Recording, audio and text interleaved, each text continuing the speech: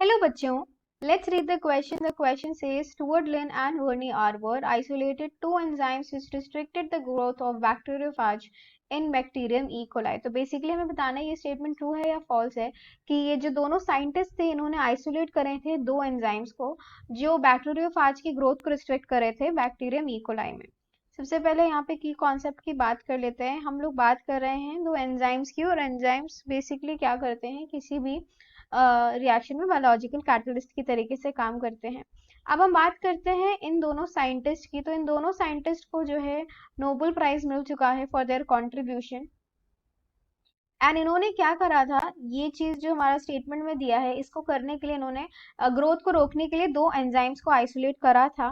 पहला जो एंजाइम था जो इन्होंने स्टेप लिया था वो था मिथाइल ग्रुप को इन्होंने क्या किया था, आइसोलेट करा था बैक्टीरियम में जो है बैक्टीरियोफेज की ग्रोथ को रिस्ट्रिक्ट करने के लिए। और दूसरी चीज उन्होंने करी थी वो थी कट करा था डीएनए सेगमेंट को।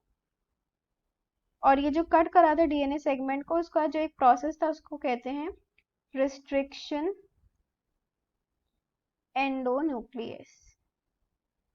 तो ये दोनों चीजें करी थी। तो यहाँ पे कहा है स्टेटमेंट में क्या, दो एंजाइम्स को आइसोलेट करा था। तो हाँ, ये देख सकते हैं ये पहला एंजाइम है हमारा, ये दूसरा है, एक पहला मिथाइल ग्रुप था, फिर इन्होंने रिस्ट्रिक्शन एंडोन्यूक्लियस करके डीएनए को कट करा, डीएनए सेगमेंट को। तो ये स्टेटमेंट हमारा क्या हो जाएगा, ये बिल्कुल ट्रू हो जाएगा। So the final answer for the question is true. Stuart Lane and Werner Arbor isolated two enzymes which restricted the growth of bacteriophage in Bacterium E. coli. So I hope you have understood the solution. Best of luck.